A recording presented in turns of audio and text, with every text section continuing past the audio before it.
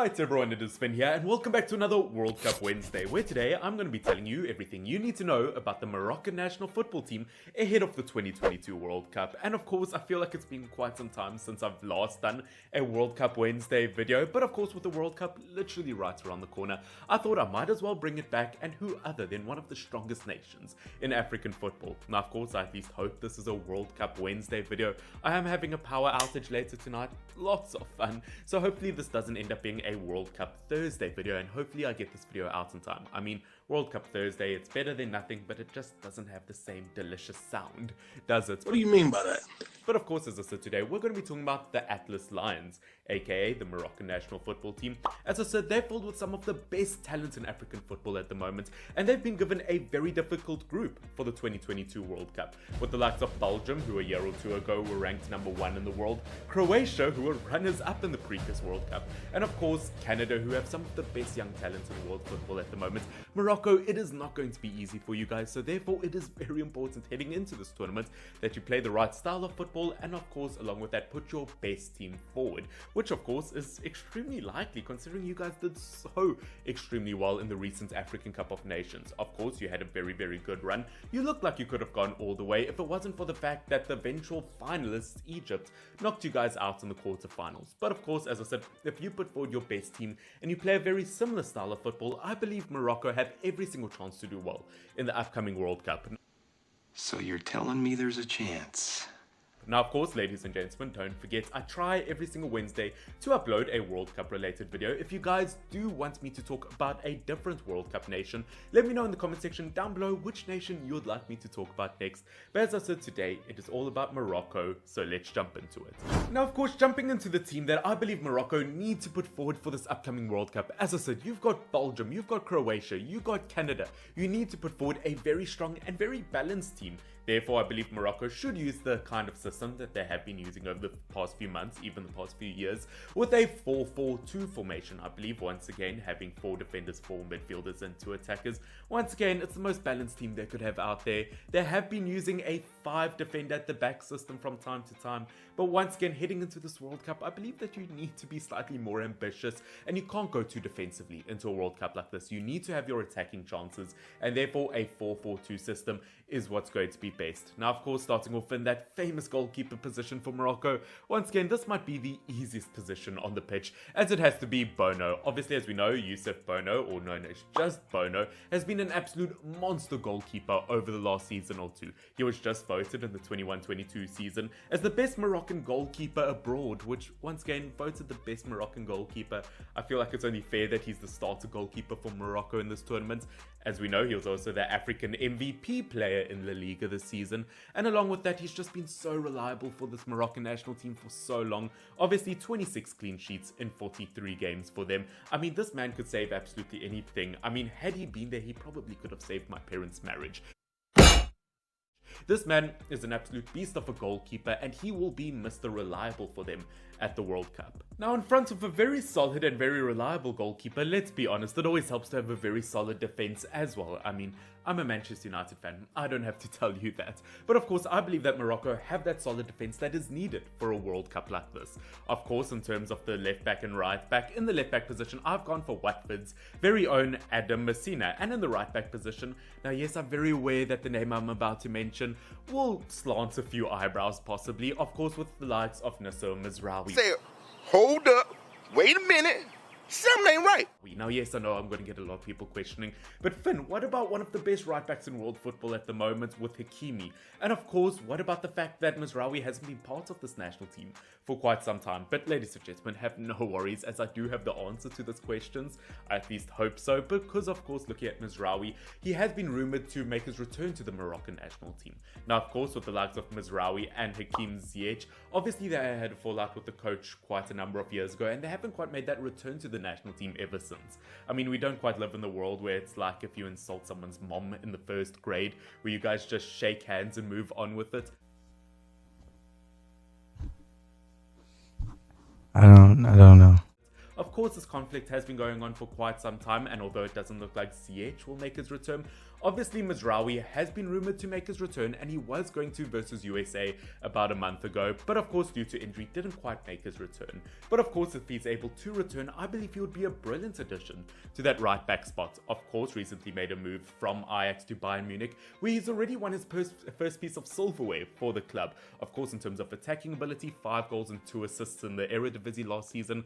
Once again, a modern fullback like him needs to be added to the squad. Now yes, as I said, the big question is, what about the likes of Hakimi, one of the best right backs in world football? Well, of course, as we know, he's played in this position numerous times, but I believe he needs to start in that right midfield position, just above Mazraoui. I mean, can you imagine those two players playing on the same side as each other? I mean, defenses would not be able to cope. As I said, he has played in that position numerous amounts of times, had 10 goal contributions in the French league last season. As we know, he has played in that position before. He's been a crucial player to Morocco over the last few years. I believe only 23 years old now. As I said, in terms of his free kick, set piece ability, in terms of his creative ability, I believe that he could play up front. Now, of course, as I did mention the other fullback, I've gone for the likes of Messina, who, yes, I myself will admit, in terms of attacking players, he's not one of the most attacking best fullbacks out there. He's definitely no Andy Robertson. But of course, looking at him, when it comes to his defensive ability, I believe that's where he adds balance to the defense of this Moroccan team. Obviously, if you look at him number-wise in terms of comparing him to other left backs from around the world over the last year, I mean, if his numbers are just insane. 2.59 interceptions per 90 minutes puts him within the top 92 percentile in world football. 3.43 clearances per 90 minutes puts him within the top 98 percentile, and in terms of aerial battles won, he's put within the top 97 percentile in world football. As I said, on the attacking front, he definitely won't be anything special, but I do believe Morocco do have enough going forward attacking wise, and defensively he will be a very solid player. Now, of course, between two brilliant fullbacks of this stature, you do need a very solid centre-back partnership. As I said, initially I was going to go for a 3 centre-back system, but I did think that it would be slightly too defensive for Morocco. So of course I went for a 2 centre-back system with the likes of West Ham United's brand new Naif Aguerd and of course Romain Saïs from Wolverhampton Wanderers, who recently just made a move to Besiktas. And of course, as someone who's been following African football for quite some time now, I do believe that a player like Romain Saïs will be so heavily missed in the Premier League. Obviously, as we know, he seriously made a name for himself at Wolverhampton Wanderers, making 176 appearances for them. As we know, a very solid centre-back, and is one of those centre-backs who puts his absolute soul and body on the line for the ball. Of course, he's got brilliant agility on him. He's very smart on the ball. Defensively, as an absolute workhorse. And once again, he is the captain of this Moroccan national team, and he was so impressive at the African Cup of Nations. I believe once again is a guaranteed start in this team. As I said, looking at the likes of Aguerd, who has recently moved to West Ham United for £30 million from Rennes. Obviously, as we saw, once again, a very solid centre-back as well, is one of those centre-backs that can absolutely do it all when it comes to his passing ability, when it comes to his attacking threat, when it comes to obviously his defensive ability. A very solid centre-back. Of course, unfortunately, recently injured his ankle, so hopefully he'll return for the World Cup. But as I said, if you have the likes of that former and brand new Premier League partnership in centre-backs, I believe once again this could be one of the most solid defenses in the World Cup and could go under the radar in terms of underrated. I mean, what I've built so far, as I said, if you look at it with the likes of Bounou, Messina, if you look at Aguerd, Saïs and Mazraoui, that is a back 5 to be absolutely terrified of. And if they go into the World Cup in a very difficult group, I believe they could stand a very solid chance. Now moving on to the midfield 4, as I said initially I had a 3 midfield system, but obviously me getting rid of the 5 defender system, I had to move that missing player somewhere, obviously. Free quick maths. And of course I believe that a 4 midfield system, as I said, it does allow for some sort of balance in terms of attacking and defensive ability. As I said, I think it is so crucial for Morocco to go into this tournament and have the ability to go on a fast counter attack and defend at the same time. Now of course the first player I already spoke about in that right midfield position is going to be Hakimi. As I said, in terms of his career so far, playing for Real Madrid, Borussia Dortmund, Inter, PSG, this man has done it all at the age of 23 in terms of his attacking and creative ability. Once again, this man guaranteed start in this team. Of course, in the left midfield position, I had to put former Southampton player Bounou. I mean, this man has been absolutely brilliant over the last year or two since leaving Southampton. Once again, it's not an old story. We've heard about players becoming absolute giants after leaving that club. But of course, if you look at the likes of Bounou, he was brilliant in the African Cup of Nations and really was their star of the tournament almost. 3 goals in 5 games in the African Cup of Nations. Obviously, looking him in the French league for Angers last season, 8 goals and 4 assists in 29 games. Once again, if you have him on the left side and you have Hakimi on the right side, once again, attacking wise, there is just so much threat and you cannot miss out on players like that. And of course, when moving centrally in terms of the midfield for Morocco, once again, as I said, I believe it is so important for them to have a system that allows them to attack and defend. And I believe that the 2 midfielders I chose do allow them to do that, if I don't honk my horn myself. I don't know. I think that's a bit dodgy, mate. I don't know if that's a saying, but I'm going to make it a saying. But of course, the 2 midfielders I've chosen is the likes of Sofiane Amrabat and Amina Harit. Now, of course, looking at these 2 midfielders, once again, I don't believe it's anything super exceptional. As I said, it would be so much value to this team if they could add Hakim Ziyech. I believe that they need an attacking midfield like him to truly make the difference. And I mean, having a player like him would give them their best chance of going further. But once again, as I said, having a fallout with the manager, looking very unlikely that he will return, I had to make a few changes around the midfield. As I said, looking at the likes of Amrabat in the midfield, is one of those midfielders who, for Fiorentina, is one of those players that I wouldn't say is an absolute superstar on the day in terms of his goals and assists, but is one of those players that can absolutely control the midfield. He's a brilliant passer of the ball and sets up play in both attacking and defensive areas, and he really knows how to get the job done. Now, of course, as I said next to him, I've put Harriet, who once again as a player goes slightly under the radar. He was absolutely brilliant on loan at Marseille last season, contributed with a few goals and assists here or there, and of course has made his return from loan to Schalke, where once again I expect him to make some major differences. Are both players that really, as I said, could really help when it comes to the build-up play for this Moroccan national team, and that is why I believe as a midfield partnership could make the difference for Morocco. Once again, they would still miss Ziyech.